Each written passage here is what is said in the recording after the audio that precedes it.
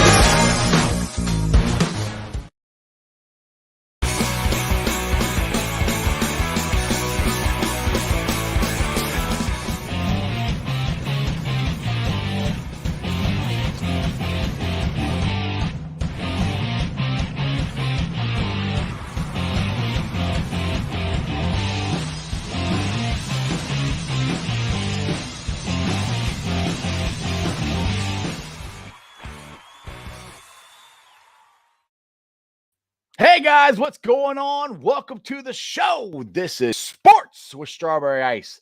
I'm your host, Jeff Trunapole. And as always, I'm bringing you sports from a West Side point of view right here in the great city of Cincinnati, Ohio.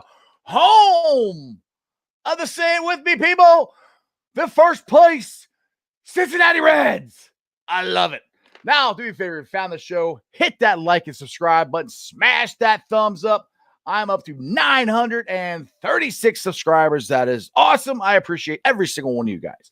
Now, this show and every show is brought to you by T Properties. T Properties, quality housing for quality people. Check out the website at www.tpropertiesllc.com for all your rental property management needs and your rental needs. Nick Castellanos, I can't stop talking about that guy. He is a baller, a beast, a baller. I can't wait to see him hit a home run and look at his reaction. I mean, last night he hit it and he kind of just grabbed the bat, flipped it over, and all of a sudden just went, "Let's go!" I was like, yes. Like, dude, that fires me up so much. It is so much fun to watch him play and watch this team play. Who was worrying about the pitching? Everybody, I kept hearing, well, I don't know about the pitching. What's going on with the pitching? Jose De Leon.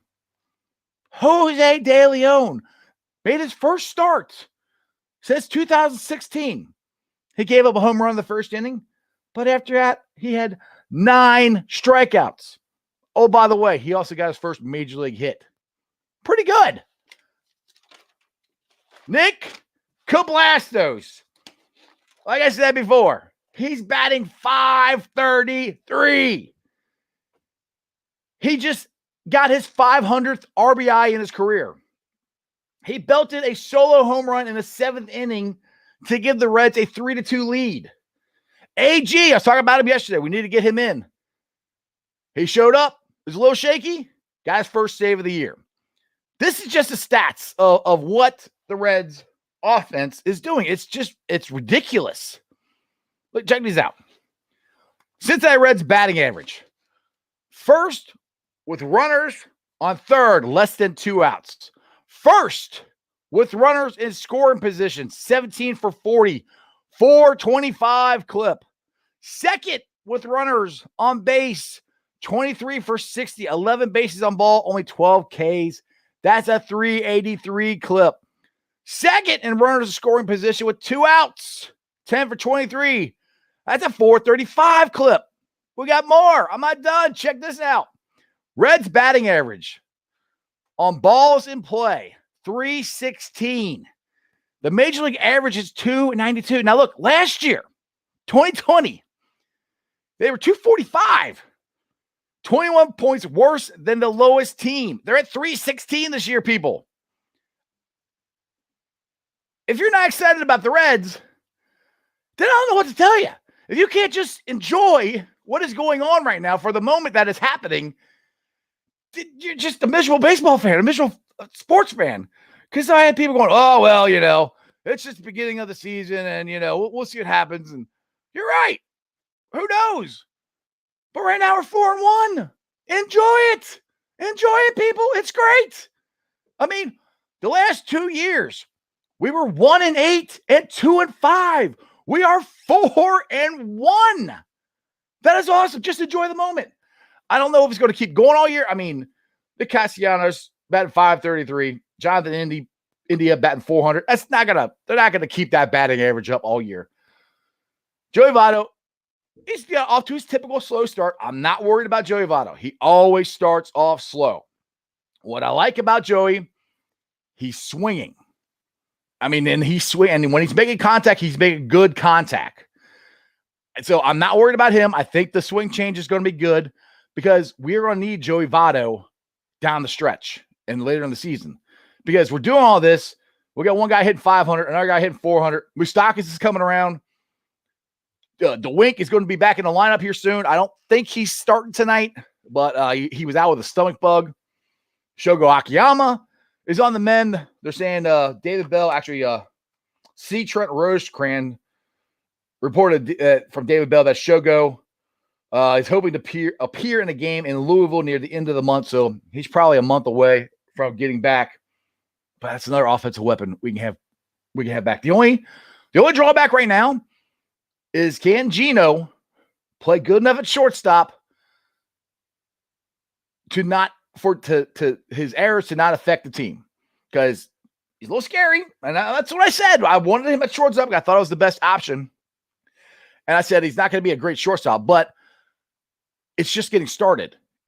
I think the more he plays there, just like Barry Larkin said, the more he plays there, the more comfortable he gets. Like last night, and if you guys are listening or watching the Reds game, John Sadak and Barry Larkin are awesome. They are awesome. I love listening to Barry Larkin.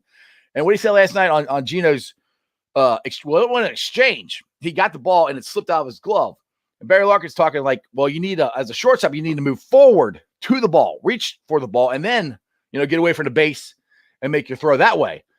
These are things that Geno can work on. And by the way, there's a guy named Barry Larkin that's in the booth. I'm pretty sure he can help him out. So I think Geno is going to be okay. I'm not going to say he's a Gold Glove winner, but we're in first place, people. We are in first place. Now, there's a man who's normally a part of the show that hasn't been here for at least a week. And I don't know if you guys remember him or not. Some people call him D. Some people call him Dimebag. I just call him Jeremy.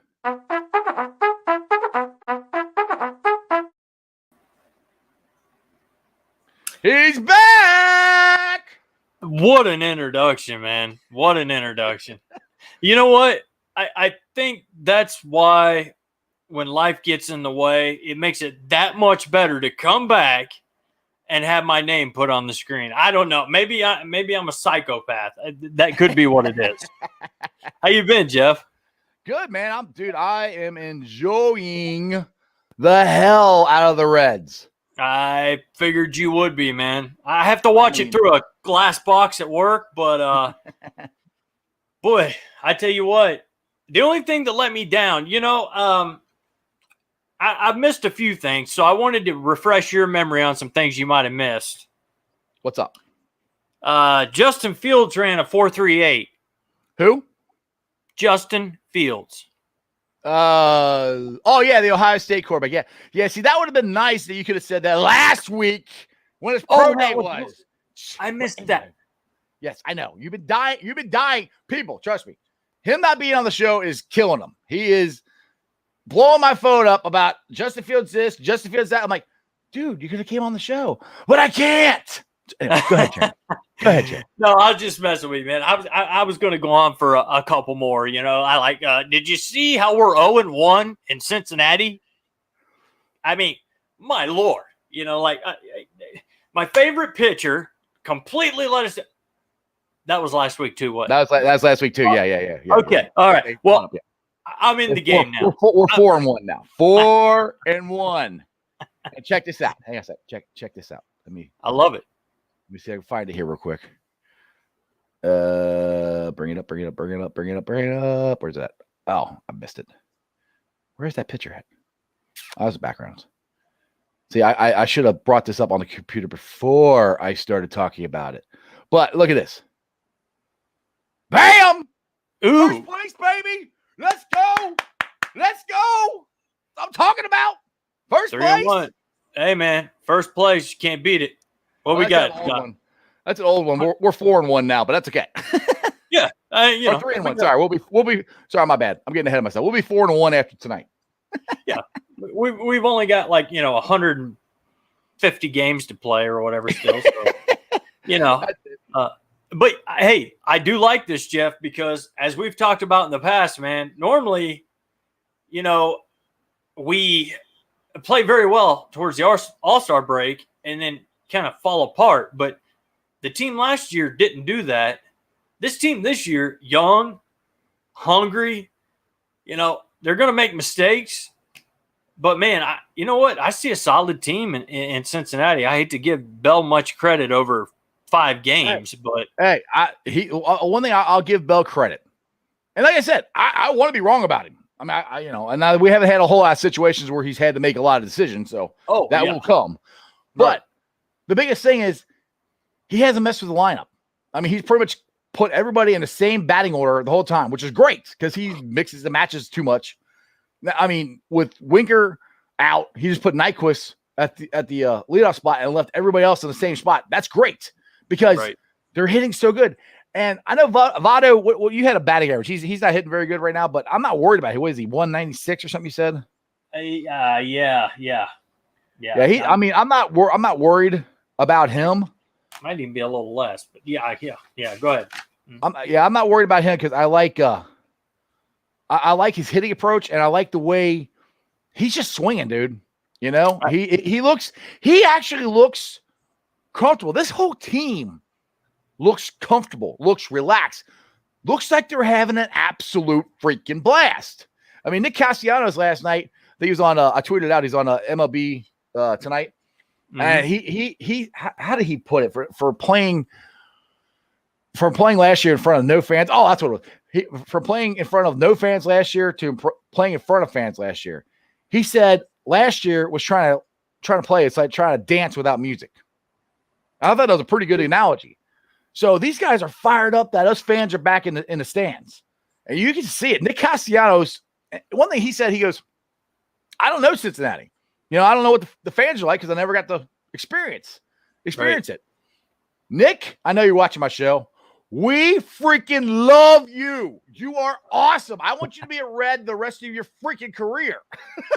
You are a baller. You are a Cincinnati freaking Red type player. You are a hustler. You're emotional. It's everything us Reds fans love. I mean, from Pete Rose to Chris Sabo, that's kind of player we like. And those guys are watching too, I'm sure. I mean, so if they need to recognize, man. If I got to, I'll just call him up right now.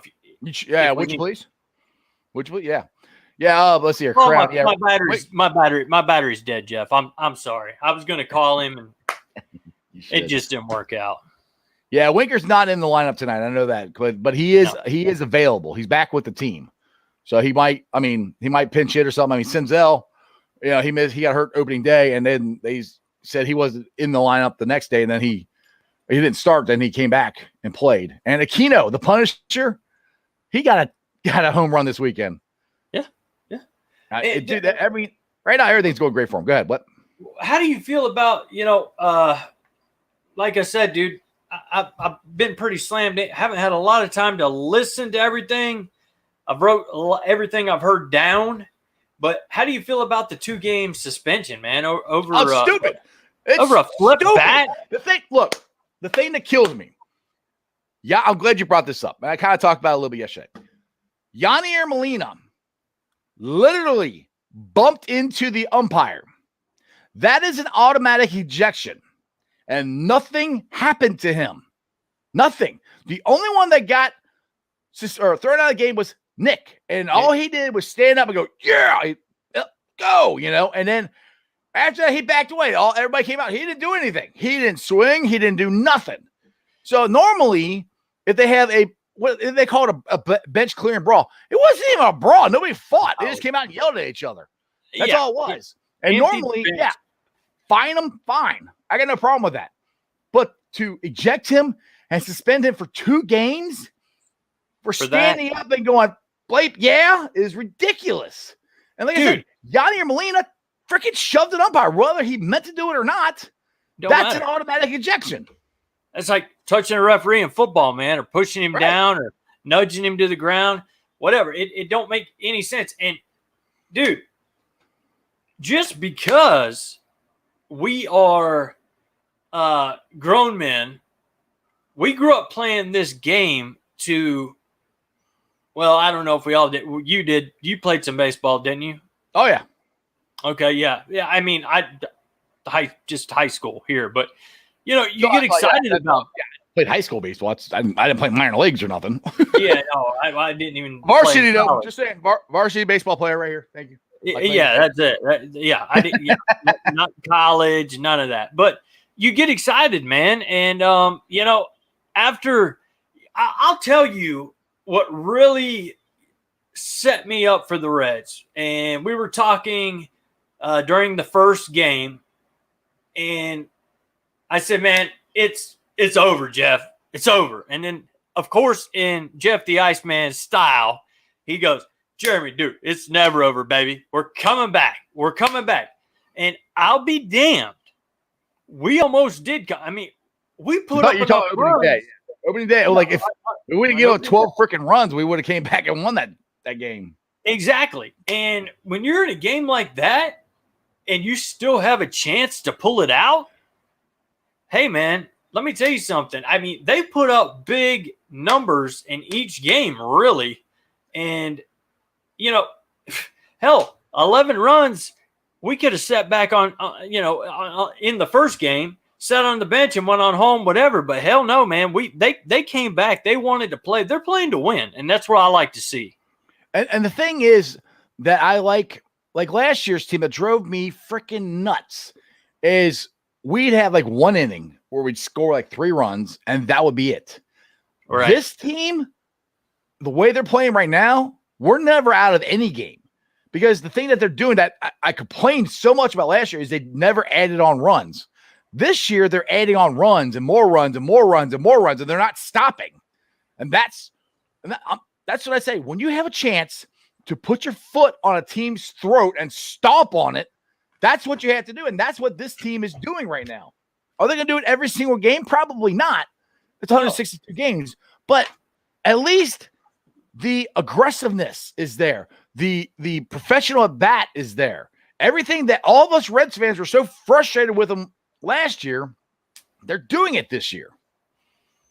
Exactly, and I know that we are going to get it figured out.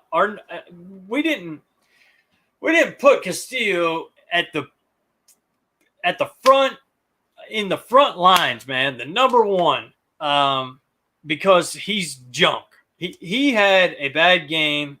Yeah, pitching it was cold. It was the coldest opening day in Reds history. It was. Yeah, and I mean, it wasn't like the Cardinals pitchers pitched outstanding either, so nobody could pitch. No. That was my next point. Before people kill Luis Castillo, man, look at how many runs the Reds put up on their pitching staff. So everybody, when it comes to pitching, man, it's almost like a crapshoot. I don't care what you can talk about physics, and you can talk about, this guy, he missed just by an inch, whatever. But it only takes an inch to get a strike, and that takes an inch. Yeah, that's another thing that I loved the point that Barry Larkin said about Castellanos getting drilled in the ribs. He said, this is what pisses us off. He goes, Major League Baseball pitchers are paid to throw it over a plate that's 2x2. If you miss it by that much to hit a guy in the ribs, you're not missing it by inches. You're missing it by 2 feet. How can you miss it by that much without it being on purpose? And Exactly. Yadier Molina said it wasn't on purpose, and Castellanos just squashed it, said, hey, I got to take his word for it, whatever, yada, yada, yada. And look, I will get Jared in here. Well, he had a good comment. He said, if Yadi wouldn't have touched Nick, the whole brawl would have been avoided. That's the thing. He could have stood up and said, yeah, and then they all just, walked away. But Yadi lost his freaking mind, shoves the umpire out of the way to go after the Castellanos. And guess what happens to Yadi? Nothing. He gets fined. Who cares? He gets fined. They make a ton of money. Okay, big deal. And now Castellanos, who is the hottest hitter in Major League Baseball, is going to be suspended for 2 games. Yeah. And Nick Castellanos is a guy that Major League Baseball needs to get behind and promote him and promote sport and promote what's fun about the sport. I'm sure the Cardinal fans hate him, which is great. You should hate him. I hate Yadier Molina. I respect the hell out of him, but I can't stand the guy because he's a great player and he always crushes us. Yep. Right now, we have somebody who's killing you guys, and I love it. But Major League Baseball, this is the type of player that Major League Baseball needs to promote their great game of what's good about the game. It's exactly right. It's a cardinal sin. In 2021, we're not in the 1910s and 20s anymore, okay? Babe Ruth ain't out there, grabbing him 3 beers before he goes up the bat. This is 2021, man. You've got to let these players have some fun because these kids growing up that live differently than we have, they like that. That's what they want to see. They want to see. The thing is, when I played, that was me. I would yell and talk trash, and that was me. So you spent a lot of time on the bench. I did it to piss people off. I'll give a Crip here what he wants, because I don't know if you noticed at the Reds games, when the crowd starts doing the woo. Oh yeah, woo! I always go woo! So I gotta do that for Crip. He's one of our regulars. Love Crip. And every time that I hear that, I always tweet out woo! When I start going, I start tweeting. I know some people hate it. Marty Brenneman couldn't stand it. I love it when they do it. I think it's awesome. Jeff don't want to tell you, but one of the surprises, we're going to put up a video one day of Jeff doing a Ric Flair impression, and he's got to get hit, and then he's going to do one of those straight falls right on his face. It's going to be brilliant, guys. I'm telling you. You keep watching. Yeah. Definitely don't miss that show, because I don't even know when we're doing it. All right. And Nick says, I brought it up, clicked it off there. Let me try here. All right, Nick says Castellanos had a bad game. It was cold. Through 9 and 1. There's my dog going nuts. Innings and spring training, he'll be fine. Exactly. He's going to be fine. It was a bad game. It was cold. It happens. When you're not supposed to play baseball in 40 degree, 30 degree weather. Yeah, the guy was out there. It was drizzling snow, man. Now, Jared says, but Castellanos has always been a hit or miss pitcher. He's either Ace or J.J. Hoover. Not the last couple of years. I wouldn't go he's been more consistent than J.J. Hoover was. I understand. I get the comparison, but yeah, he did go in. I think he went way too early. I think he was trying to do the 1, 2, 3 and out, 1, 2, 3 and out, and that's not his pitching. He's got a good changeup. He was trying to throw some fire in, get him out 1, 2, 3, 1, 2, 3. That ain't the way to pitch against the Cardinals or any other good team. Nick's got another good point here. Castellanos is suspended longer than Bergman or Altuve. Both of them cheated to win a World Series, and nothing happened to them. That's why I say they're the Houston Astro players. Oh, yeah, okay. Yeah. Yeah, that's why I say Rob Manfred That's is a clown. He is Yeah. the worst commissioner in all of sports. I cannot stand him. That's his job right there, is to look at that type of stuff and then to deal the punishment. And if you want to tell me flipping your bat and saying, woo, what caused a fight, what Well, they're claiming it because social distancing. I'm like, give me a break. We're playing freaking baseball. I mean, so the pitcher was laying on top of Castellanos. Where's the social distancing there? I mean, it's just stupid. It's just a dumb reason to get thrown out of the game. It's just stupid. Well, the thing is, you're letting them show emotion. You're letting them do the bat flips. You're letting them do all this stuff, and then he does that, and then only reason it happens because Molina got pissed off. That's the only reason it happened, and he lost his head and went over after Castellanos. That's it. That's the only reason. So they want to say Castellanos started it. Molina's the one that actually started it. Yeah. If you watched the video, Molina started it, not Castellanos. He's kind of a vet, and they're going to give him the benefit of the doubt, and that's just the way it is. And it's unbeliable. They need to loosen it up, man. Like I said, and a lot of people they are, but then how are you gonna suspend somebody for doing something that you want them to do? Yeah, that's what I'm getting at. And the guy who got offended by it, that's the one who started it, which is Molina. He's the one that should have been thrown out. He bumped into an umpire. Yep. Whether he meant to do it or not, he still did it. Yep. It doesn't matter if he mean to or not. You can't hit an umpire. And baseball said for years, we want to attract the younger crowd. We're getting past this America's pastime thing, and we've got to get these new younger viewers and people coming to the stadium. That ain't helping. I'm sorry. All right, Nick says Rob Manfred is possibly the worst commissioner in sports ever. I genuinely believe he doesn't like baseball. I don't think he likes it. I don't even think he knows anything about the sport, to be honest. Comes in, and only thing he's done is try to change the game. Exactly. He's tried to change everything. And it's just like, do you actually understand? Do you actually understand the game of baseball? I mean, some of the stuff, I'm okay, honestly, with having the DH in both leagues. I used to not be. I'd rather them not have one, but I think it's stupid that we have two leagues and two different rules. That's just dumb. So I think they're not going to get rid of it. So I think they should just let it in. But I don't know. I understood the stuff for last year, but 7-inning doubleheaders again and starting a base runner at second base in extra innings. Like, come on, that's not baseball, dude. You got to work the count. You got to get on base. You got to work your way to second base. You just don't get started there. That's just those I don't like. I don't like those.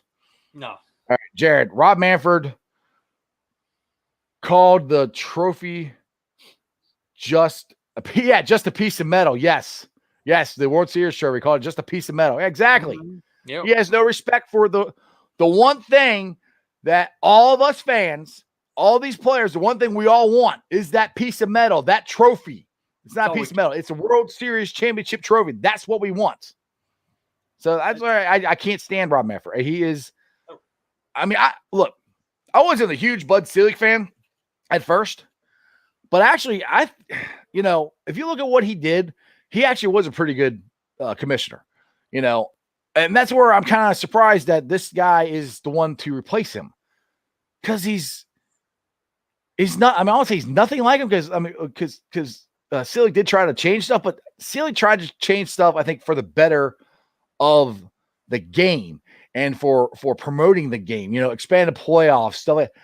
Manfred's just changing stuff just to change it. There's no rhyme or reason, and his suspensions don't make any freaking sense. Like I said, I still can't get over the Astros. They cheated to win a World Series. They literally cheated to win a World Series. They did nothing to the players. The players are the ones that were banging on the garbage can. The players are the ones that were stealing the signs. Now, I know everybody steals signs in baseball, but they were using video cameras and everything. That's how they were stealing them. How did they not get suspended? But then you're going to suspend Castellanos for standing up over top of somebody saying, "Let's go." Seriously? And then Molina, who hit an umpire, who's the one who actually started the fight, nothing happens to him. Yep. I don't get it. And the thing with Selig, I'm with you there, man, on Bud. I think he was, all right. I think he done a decent job. The only thing I didn't agree with was his never Pete Rose ever. But I Yeah. get Well, take the whole that thing, out. the whole thing with Pete Rose that really irritated me is that for years, they kept saying, just admit it. And Pete, to his detriment, kept saying no. So he's like, all right, fine. He finally admitted it. Now he admitted it, and he made a whole bunch of money because he wrote a book about it. Well, yeah. But he admitted it. He did what they wanted, and they still won't let him in. Yeah. So, I mean, I'm sorry, they are never letting him in. And the thing that kills me is this wasn't an official rule until after Pete Rose got suspended of not being let into the Hall of Fame. I've never said one time I'll let him back into like managing or play, which I mean, he's 80 years old now. He's not gonna do it now, but I never said anything about bringing him back into the game. But the man should be in the Hall of Fame. He should. 4,256 hits. Somebody got those hits. And all this gambling stuff that I've seen, none of it says he did any of it when he was a player. He's not going to the Hall of Fame for a manager. He's going in for a player. Go ahead. Exactly. And they have every single bit of forensics and scientists and all. And then you can go into the police and you can go into recorded calls. You can go into all this stuff. And they couldn't find one thing of what you just said, where he was betting against his own team. So don't let him back in baseball. When he was a player. When he was a player. When he was a player. When he managed, yes. There's lots of evidence that he did. So, yes. Yeah. Thank you for clarifying that. Yeah, exactly. No, seriously. But, fact of the matter is he don't need back in baseball. Fine. He don't need to be any part of any organization, not even a swing coach, even though Mark McGwire, Mr. Steroids, who cheated for years, he was batting. Dude, honestly, if they ever I've changed my mind on that too. Bonds, Clemens, McGwire, Sosa, they should be in. They knew they were doing it. They let them do it. They should be in. I mean, I'm sorry. They got the numbers. Yeah, they're inflated because of steroids. But they should be in. So, we have a Hall of Fame with your all-time home run leader not in there, your all-time hits leader not in there, one of the greatest pitchers ever in Roger Clemens not in there, a guy, Sammy Sosa, the first guy I think to hit 60 home runs 4 years in a row, not in there. I mean, what kind of Hall of Fame is that? So, I mean, that's where I've completely changed my mind on that. At first, like, nope. And the other thing, the other thing is if they let them in, then they should let Rose in. So that's what I'm saying. Right. It's kind of twofold for me. If they let them in, they should let Pete in. But I think they should let them all in. They did it. Let them in. You guys let them do it. I mean, anyway. Yeah, put an asterisk beside their name. I mean, put from this to this, he was on steroids. Whatever. Right. Who cares? Whatever. You put it on the plaque. Yeah, Pete Rose betted on baseball. Okay, great. Well, put that on his, on his little thing down there so the kiddies can read it 100 years from now. And he's still the best baseball player to ever live. Exactly. Good point. All right, guys, just want to remind you, if you're new to the show, you're watching Sports with Strawberry Ice. We are at 962 subscribers. You can follow me on all my social medias. And I'm not ending the show because somebody thought I was ending it. I'm just trying to do a new thing here where I'm letting everybody know what you're watching. You can follow me on all my social media platforms on Facebook, Twitter, Instagram, and me and this idiot do some TikToks all on Sports with Strawberry Ice. Make sure you like, subscribe, share, tell all your friends about me.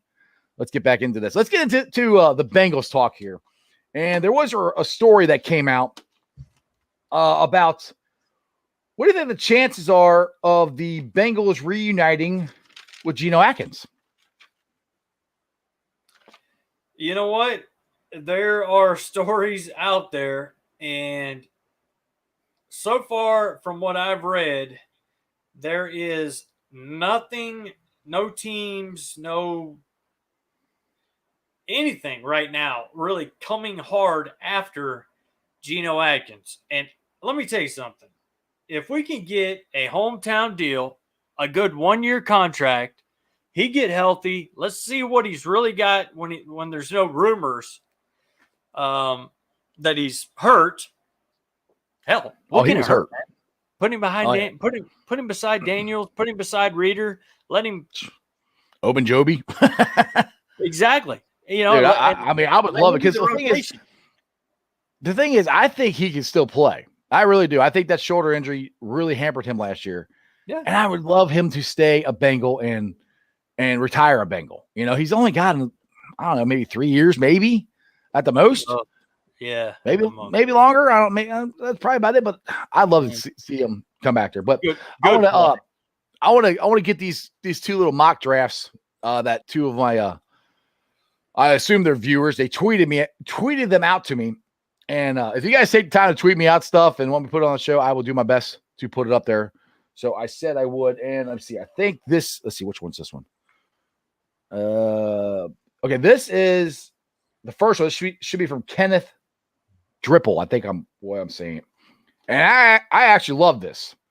He's got Chase, Leatherwood, Marvin Wilson, another center, edge, tight end from Georgia. I mean, if they could do this draft, this would be perfect. There's no way. I hate to be a Debbie Downer, but I've heard some really good things about Trey McKitty. So I don't know if he's gonna be there, but hey, I like it. I like it. We'll see. I mean, I think it's got a lot of stuff's got to go right for that to happen. Yeah. And then here's the next one. I like it. This one's from John Lynn. He's got Chase, and then he's got Dylan Random. I can't see it. This is a little different. And they traded. So this one's a little different. He traded twice. Okay. Milton.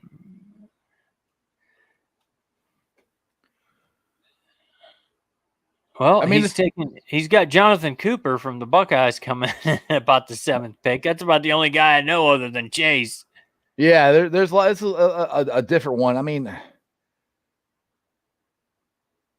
it's interesting. I mean, everybody's got their own mock drafts. It's interesting what is out there, and we're getting closer to the draft. And I will probably see. I said I was going to do some mock drafts, but the Reds are so good right now. I've been watching them. I will do my best because I had a lot of people ask me to put up a mock draft to see what you did one, didn't you, Jeremy? Did you actually finish it? I did one, and then wherever I went where I think Josh had told me to go, or where he did his. Might not have been. Might have been somebody else. I can't remember, but I did a full one, and then every time I would go to save it or whatever where I could save it from the screen, it would click me right back to the beginning again before I could even take a picture of it. So, but I pretty much had Chase. I had Leatherwood too, and there was a few different guys. I kind of went more towards pass rusher, linebacker, even cornerback, but also took a decent offensive lineman too. I do think we will need help at linebacker, so I did take Jabril Cox out of LSU. Did you just say Cox? I just said Cox on the radio. Or on the internet, my bad. We're morons. I got a feeling we're going to need one of those. And Cox, let me tell you something. I watched him at LSU. Great linebacker. If we're going to lose Bynes, we're going to have to replace him. Yeah. Or bring him back. True. That is true. Well, I hope they resign him. I'll get back to Crip's me too question here because I actually have an answer. Well, if you guys watched me on the Orange is the New Black podcast, that Joe Goodberry was on there, and he is reporting April 19th is when the new jerseys are coming out. He said it on the show then. So, we'll see. Now, Carl, yeah, I know. Pitcher chase, blah, blah, blah. Dude, honestly, I can't talk about it anymore. We talked it to death. Pitcher chase, you're still, I mean, it's going to be one of the three. Whoever it is, And the Bengals aren't going to trade out of it. I mean, especially with what Duke Tobin said. Would you got some stuff written down about that, don't you there, Jeremy? You can read what Duke Tobin said. And he was on the Bengals Booth podcast with Dan Horde. If you guys haven't listened to it, I recommend you go listen to that podcast. He answers a lot of questions about free agency and the draft and what they're intending to do. But go ahead, Jeremy. This was just a quick interview he did with Jeff Hobson.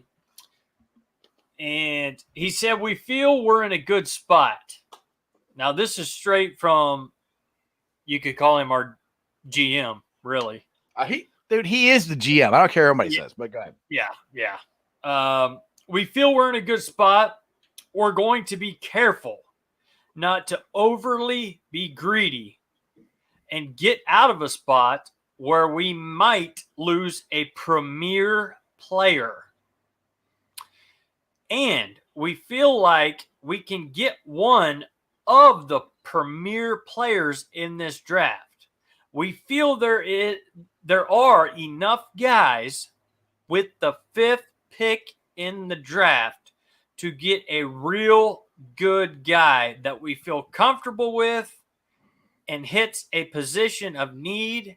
And we have offensive linemen graded startable in the league in the 2nd and 3rd rounds. Now, to me, if you read between the lines, that means they're taking Chase. Now, people say, well, what about Pitts? Well, again, I'm going to go back to the Civil War podcast we did where Malik Wright, another great guy to follow on Twitter, he does the Wright Report. So if you're not following him, check him out. He is reporting that the Bengals will not draft Pitts. He wants to, so far as saying that if they do, he'd buy you a Bengals jersey and 2 Bengals tickets to a game of your choice. So he is pretty confident that they are not going to draft Pitts. I'm pretty confident they're not going to draft Pitts. It's either going to be Sewell or Chase. And I think it's going to be Chase just because, and like I've said, of how many good offensive linemen there are in the 2nd round that you can throw in at guard and kick out the tackle eventually. So that's where, and just like Nick says here, I'm going to bring this back up. He's good with any of the 3 guys we've talked about with the Bengals. Any of these 3 we get, which I said it's not really with Pitts, but Sewell or Chase, we're going to get a really good player. So I would be, Bengals are in a great spot. And honestly, if Atlanta takes a quarterback, which I keep saying this, I'm not sold that they're not going to, then they're both going to be there. You're thinking 4 quarterbacks, literally. I've said that, dude. I've said that from the beginning. I think there's going to be a good shot at having 4 quarterbacks. I kept telling everybody's like, well, the Jets are going to take Sewell. I'm like, dude, they're going to take a quarterback. I was saying that back in January. They're going to take a quarterback. I said, because the way the blueprint is for a winning football team is you get that quarterback, you build around him, and you move from there. And sorry, Sam Darnold had a shot, and it hasn't worked out. Now he's going to Carolina, and maybe it'll change. But the Jets are going to take Wilson out of BYU, and the Jets or the Falcons might take whichever quarterback is left. They might not. I'm not saying they're going to, but I wouldn't be surprised if 4 of them are gone. I just throwing it out there.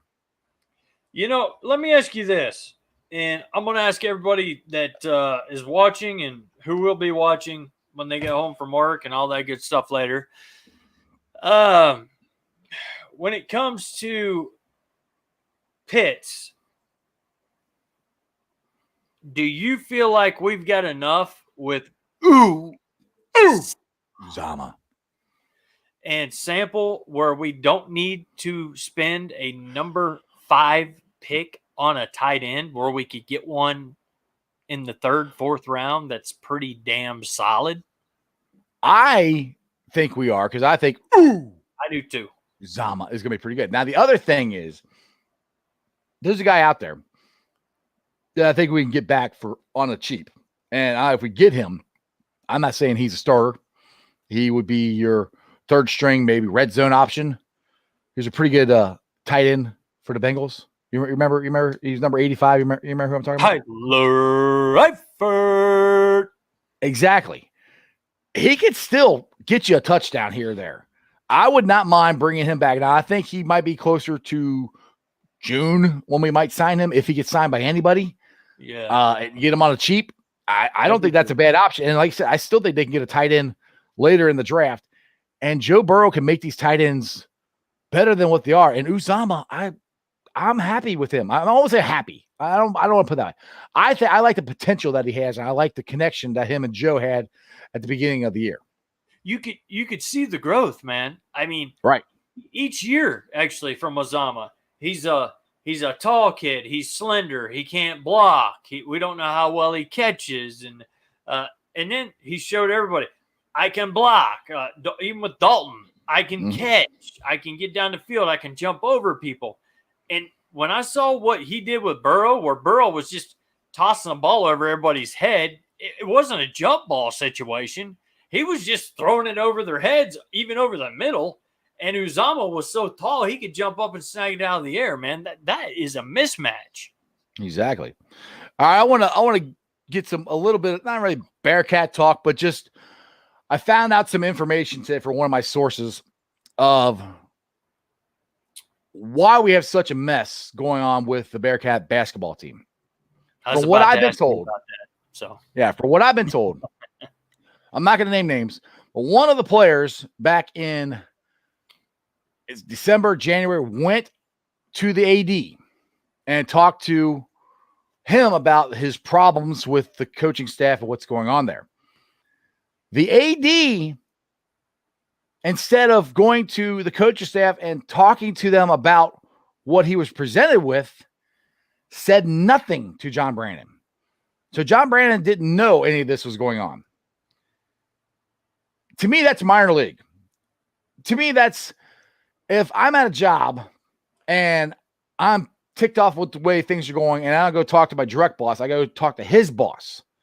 And then his boss doesn't tell my boss above me what's going on or whatever, and they don't have communication. That's where the communication problem was. John Cunningham should have went and started talking to Brandon and find out what's going on and get to the bottom of this. I'm sorry, you can't take one side of the story. And that's what he did. From what I've been told, he took one side of the story and rode with it. Now, the other thing I didn't know, I'm like, well, why hasn't the president done anything? Well, the president of the university has had bypass surgery. So he's been out of the loop, So this whole thing, where we are at right now is John Cunningham's fault. All of it. The communication, the ill will between the players and the coaches and everything. I think it's all him. Instead of bringing everybody together. I know you couldn't get in a room, but get a Zoom call. Do something. Get it till we're talking and we got to figure out what's going on. And the thing I keep bringing up to everybody that says that these kids didn't want to play for John Brandon, which they all left. I give you that. They all left. But Jerry, I got a question for you. I'll give it to you. All right. If you are at work and you can't stand your boss, and are you like going to be more enthusiastic to run through a wall and play for that guy or work really hard for that guy if you don't like him? I'm not. It's good. If I don't like the guy I'm working for, it's going to be really hard for me to show some enthusiasm. Like, all right, or listen to what he's saying.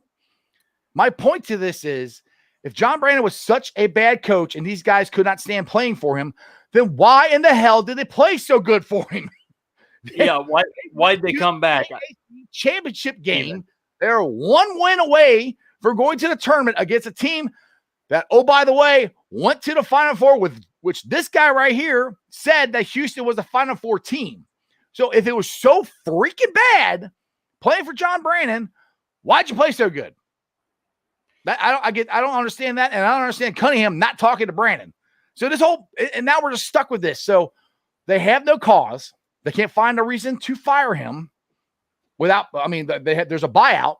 They have to do the buyout. They're trying to get out of the buyout, but they're trying to find a cause to fire him, a just cause. You can't just fire somebody because you want to fire them. You got to have a reason. That's why people have lawyers. That's why they have contracts. They can't find a reason to fire him. He didn't do anything wrong. This whole thing is on John Cunningham. Sorry, go ahead. No, I'm talking with you here right now, man.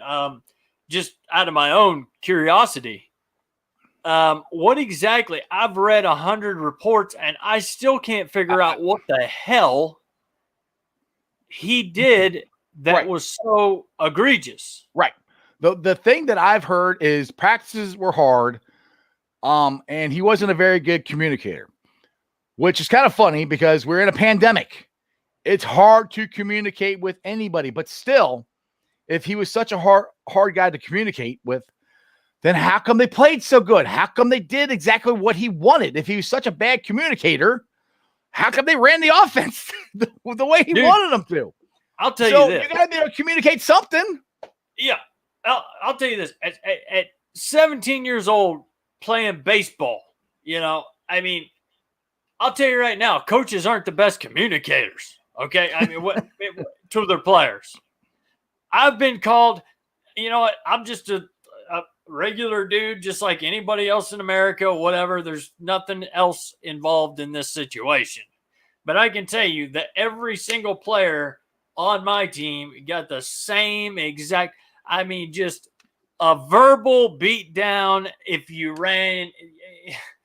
took your lap too slow, if anything, if your shirt was untucked, just everything. So, I just have a hard time seeing these college kids, not being able, it's like, are they not wanting to take criticism to get better? Are they, I don't know, dude. I mean, at this point right now, I don't care. I mean, I don't, at this point, all that's done. All it's done. I don't care. The only thing I care about is figuring out. Yep. Yeah. It's just figuring out what we're going to do with the coach. Right now, he's in limbo. He's suspended with pay. Again, suspended with pay, meaning they can't find a reason to not pay him. So exactly. How long are they going to look? I mean, seriously, Are they going to keep looking until they find something? Or what if they never find anything? Then they're going to have to buy him out, which, like I said, from what I've read, it's $1.5 to $5 million is the buyout. So, and the UC, I don't think has the money. Maybe they do, but I don't know. But I just, it's April, people. Exactly. We don't have a coach. Like I said yesterday, all I care about is this jersey. That's it. That's all I care about. I don't care about all this other crap. I want them to figure this out. Either keep him, get rid of him, do something, because right now our program is going down the freaking toilet. And sorry, but if all the freshmen would have stayed, we had a good basis of a team next year. We have 4 players right now. Cunningham's got to get it figured out. This falls on Cunningham's plate. Oh yeah, he did a terrible job of himself communicating with his own employee, John Brandon, of what was going on, and this is where we're at. And they're, to me, it's like they're on a witch hunt to ruin this man's reputation for some reason, and they can't find anything. So it's just the whole thing's just stupid. It's a big cluster. I'm like, I can't stand it. All I know is this: is if you guys let him go, North Carolina has already called Holtman, the Buckeyes coach. Well, North Carolina's already got a coach. Well, that's what Hubert Davis. Yeah. But I was just saying. So okay. He's already been called by them, wanted him to interview. He said no. But wouldn't that be something if Cincinnati's without a coach, they call him, same state, better. Man, it hurts to say that, but better basketball program than the Buckeyes. What's Holtman do? Yeah, so there's I can't. But honestly, I can't see Big Ten.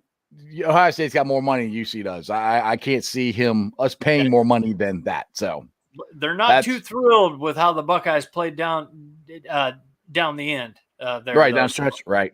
So I don't know. But anyway, hopefully the Bearcats will figure it out. I want to end this on a high note. I don't want to be a downer. The Reds are back at it tonight versus Pittsburgh. First pitch is 6:40. Wade Wilson is your starting pitcher. Now, I'm very curious to see him because I was very unimpressed with him last year. But the way they pitched last night, Hoffman pitched the other night, we might have I think we'll be all right. We got Sonny Gray coming back soon. And not that, oh my goodness, is Sonny Gray not going to be in the rotation? Yes, Sonny Gray's going to be in the rotation. But who are you taking out? And I think that's going to be a tough decision. And I think long as Wade Wilson does good today, I think he's going to be in because he's a left-hander. And that's the one that saving grace on him. If he was right-handed and he wasn't freaking dominating like the other two guys were, I think he'd be out. But since he's a left-hander, I think he's safe. My opinion, I don't care if you're left-handed or right-handed. If you're getting guys out, you're getting guys out. So I'm very interested to watch Wade Wiley tonight and see how he does. And Sonny Gray will be back soon. Kablastos, I can't wait to watch him hit another home run tonight. It's going to be freaking fun. Well, that's what gets me, dude. I mean, that first game, dude, I was just like, oh, man, like, we lost Bauer. Castillo is throwing up just, he was throwing wiffle balls. And I'm like, man, how's our pitching going to, stand up? And my God, they stood up. But at the same time, I was also thinking, hell, we got all these new players. We went, 22 scoreless last year. So how are we going to score enough runs to make up for all the Bauer pitching where he didn't allow many runs? Yeah. And then I watched Castillo pitch, and it was like, dang, and we could get blew out every game. And then those last 3 games? These last 3 games, it's been a hitting clinic. Well, and dude, we got the best. We got the best pitching coach in baseball, bar none. He's the best pitching coach. That's the reason we pay him so much money. He is well worth the money. He's earning it for sure. Exactly. All right, I'm gonna get to Facebook groups that let me live stream. I appreciate every single one of them. They are Houday Nation on a fun Bengals interactive group. Check them out. Cincinnati Reds rounding third, heading for home. An awesome Cincinnati Reds group. Bearcat Country. Ohio State Bucknuts. The Ice Bar show page. Me and this dude are on a lot. Check that out. And then follow me on my social media platforms. I'm on Facebook, which I have 995 followers. 995 of you are following that page. I love it. I got 919 likes. Twitter, I've jumped up a ton. I'm at 323 on Twitter. I'm also on Instagram and TikTok. I'll be pulling a sound off later tonight. So if you missed any of the show and you just want to listen to it, you're at work tonight, tomorrow, whatever, check it out. It's on iTunes, Apple Podcasts, Spotify, pretty much wherever you get your podcast. Make sure you like, rate, and review. Give me a 5-star review. YouTubers, like I said, we're at 963. That is awesome. Let's get it rolling. Try to get to 1,000 as fast as we can. And other than that, I don't have to do this by myself today. Jeremy Dimebag Dean back. You help us roll on out of here. Sure will, man. Just wanted to tell you guys, again, I know I tell you this all the time, but, we got a lot of different groups watching. And all you guys have to do, Houday Nation, Bengals Nation, Bearcat Country, everything he just mentioned. Go to YouTube, subscribe. It's free. Hit the notification button. You guys can watch us every single night. You can watch us twice a week. Doesn't matter. We're just here to entertain you the best we can and give you the most up-to-date sports and all of sports entertainment. Yes, we do. And we do it in our radio voice. Thank you very much. Oh, yeah. But until then. Yes, sir. And as always. Everybody all together. One thing. And one thing only. And that is, you don't live in Cleveland. You live in Cincinnati. Thanks for watching the show. Houday, go Reds. Go Bengals, baby. Houday, go Reds. Let's make it 4 in a row. And that's just sports, baby. See ya!